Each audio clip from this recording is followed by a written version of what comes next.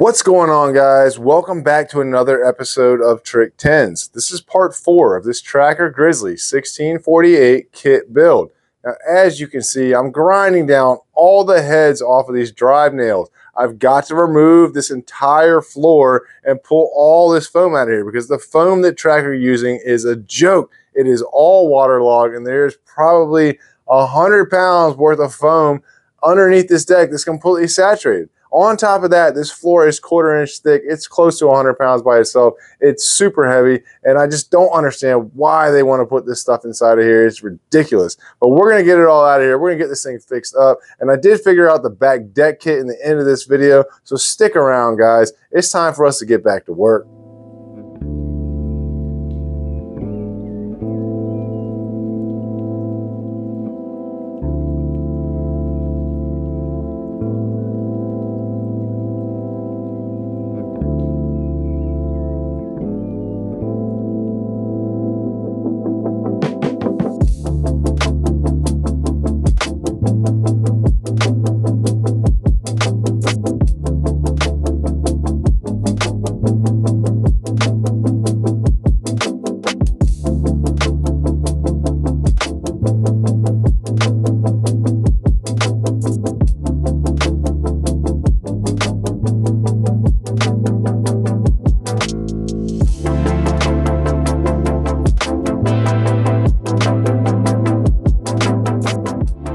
Guys, so I just dug all the foam I could get out of here. I removed the floor out of the boat and it exposed a lot of the foam. But the way these trackers is built just blows my mind because there's still a lot of foam in here that's trapped inside of these side panels. Now these side panels, they come down about 3/4 of an inch, they come out about 3 inches, then they come down to the bottom of the floor ribs and they come back out about 6 inches. And you can see right here on the side, look at this. This is what I'm talking about. This is all one piece right here. All this is one piece. So there's foam trapped inside of here. Only way I can get that foam out of there is if I cut that entire side piece out. So that's not happening. It's not in the budget for this build. And it really aggravates me that it's going to be in there because there's already water that's still standing in here. Look, right here. You got water. Water, water. It's never going to leave this boat.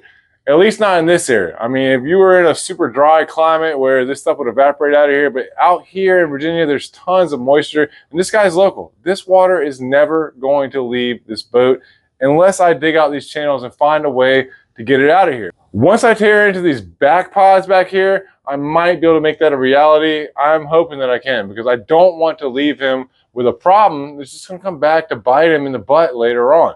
What I'm going to do now, I'm going to cut a hole right up here in this side. This is basically where the live well is going to sit. And then I need a hole in this side. That hose right there needs to be relocated to this side over here. I'm going to put the pumps on this side and this overflow over here.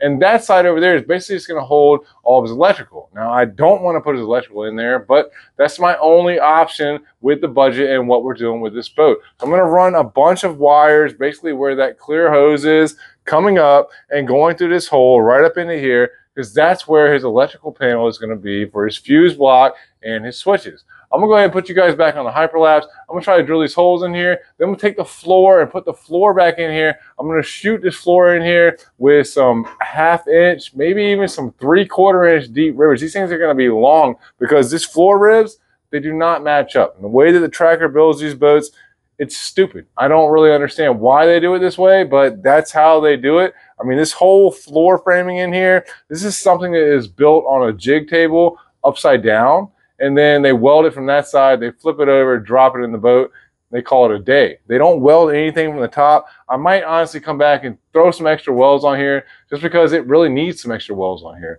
But I'm going to drop this whole floor in here. I'm going to get this thing figured out, run some electrical wires up in here, and I'm going to get this thing to where I need it to be so I can drop this live well in here. Now, I still have to grind down all the rest of these steel drive nails. I mean, there's tons of them in here. They're sticking up. Some of them are 1/4 inch. Some of them are 3/8 of an inch. So it's going to be a pain in the butt. I'm going to grind those down as best I can. Then I'm going to take a center punch and just punch them out and drop them through the bottom of the hole. And we'll try to pick all of them up. Hopefully I can get all of them out of here because I don't want to leave the steel sitting in the bottom of the hole, especially with the water, because it's just going to rust and it's going to end up corroding the bottom of his hull. I'm going to get this stuff going, guys. Let's get back to work.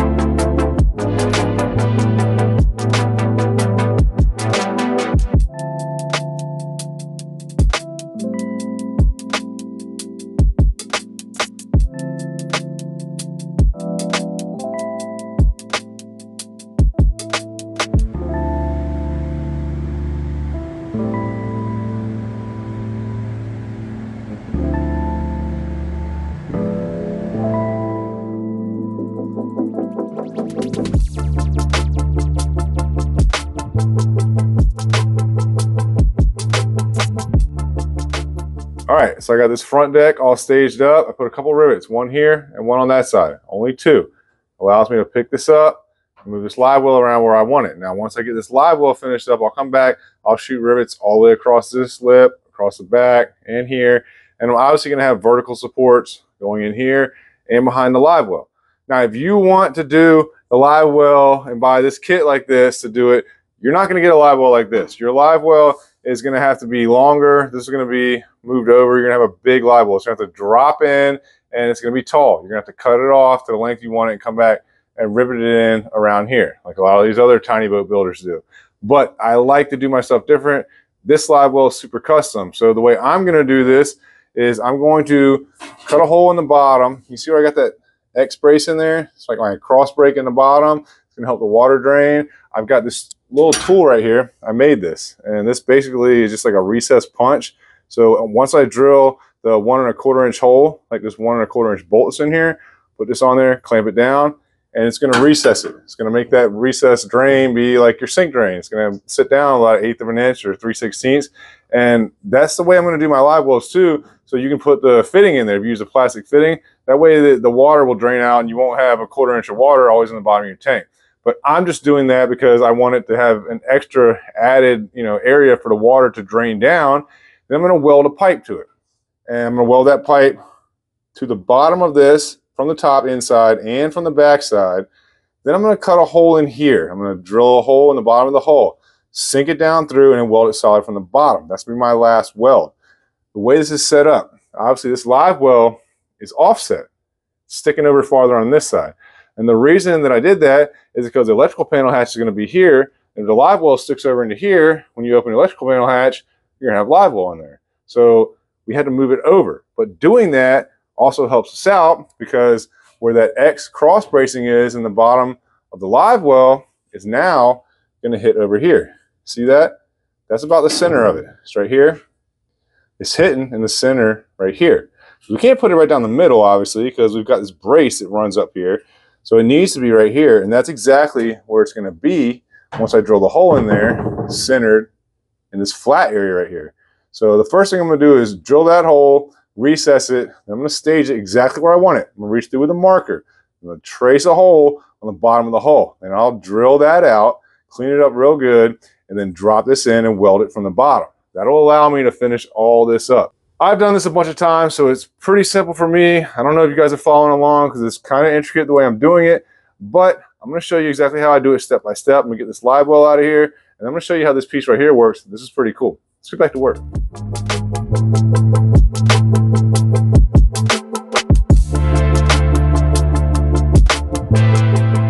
All right, so you can see how that worked. Pretty simple. Recess this down. See it from the back side. It's basically just like a dimple die, but it's just this little piece that I made.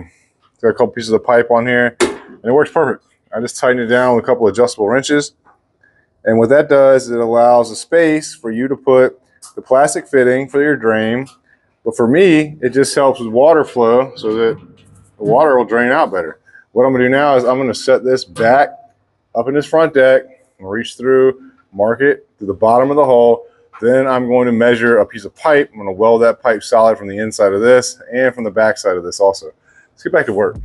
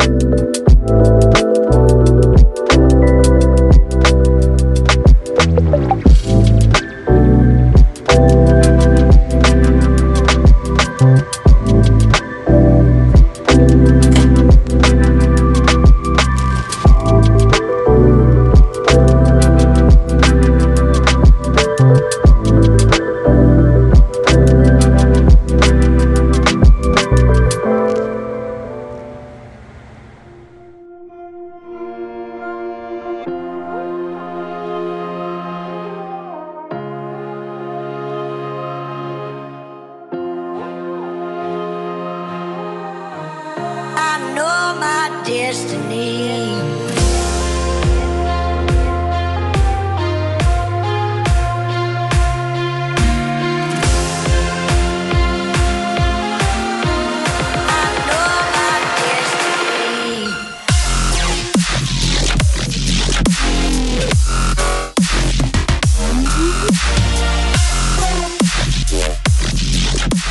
Alright, so I went ahead and cut this hole out on the side of this existing drop down pod on the back. Instead, I just came like an inch away from the edge, cut it out, dug all the foam out. That foam was actually in pretty good shape. It did have like a plastic liner around it though. And I might come back and put some type of panel over that, I'm not sure yet. But you see I got my hose sticking up here, and it comes back down through here. This is where I'm gonna have the bilge pump, and it's gonna run up through there, and it's gonna have a pump out on that side. Oh, look at this. Got the hole cut in here also. This is for his rear nav light.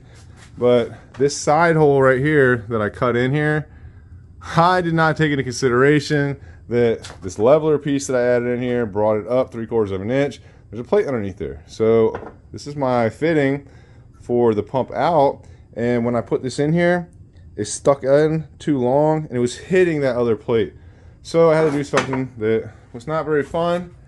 Made a mistake. I always make mistakes when I'm building, but it's part of the game. Look. I had to reach up in there and cut that hole out. And now, when I put this piece in, you can see now how this thing fits in there. Without that hole, it would have been hitting up against that existing plate in there. So, it's going to work out good the way it is now. But, it was a pain in the butt. I'm going to get this thing put in here permanently, hook up this bilge pump.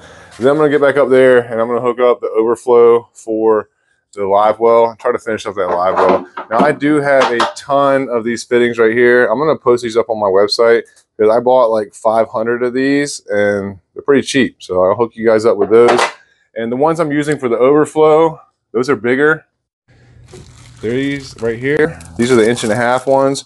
And the reason I'm using these bigger ones is because I don't want the pump in for the live well to be able to pump more water in than the overflow can take out.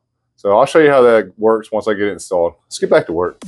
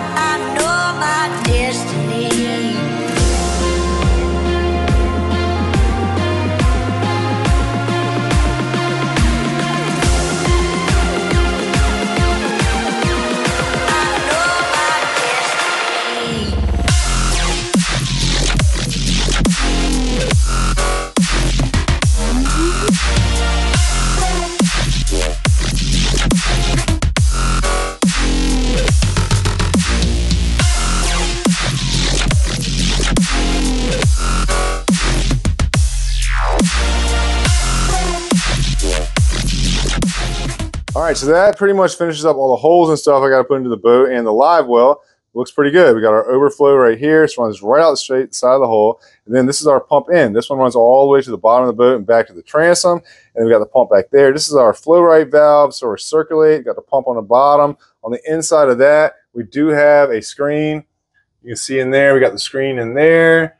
It's pretty simple. And then I've got to hook a hose onto here and run it to this hole over here. I don't have the fitting for this at home. I got to bring one home from work tomorrow. So when I do that, I'll finish that up, put all the hose clamps on here, and then I'm going to take and run the electrical for this pump and stuff over to the other side where the switch panel is going to be. But it looks really good. I'm happy with the way all this stuff turned out. And let's get on to something else, guys. Let's get back to work. All right, guys, so one thing I want to touch on at the end of this video is this back deck kit. This thing is sick. I got this finished up, and it's actually on my website already. I've got both of these kits listed. Now, this is 2 separate kits for this rear deck. If you have a tracker, Grizzly 1448, 1648, 1848, it doesn't matter. This kit will fit into your boat as long as it's a 48 wide. Now, what I've got is a bench kit. This kit right here comes with these 2 20-inch hatches. And the reason I'm using 20-inch hatches is I don't know which way I'm going to install them. You see, I got one going that way, one opening this way, but it'd be very simple to turn this thing around and I can have them both opening in the same direction.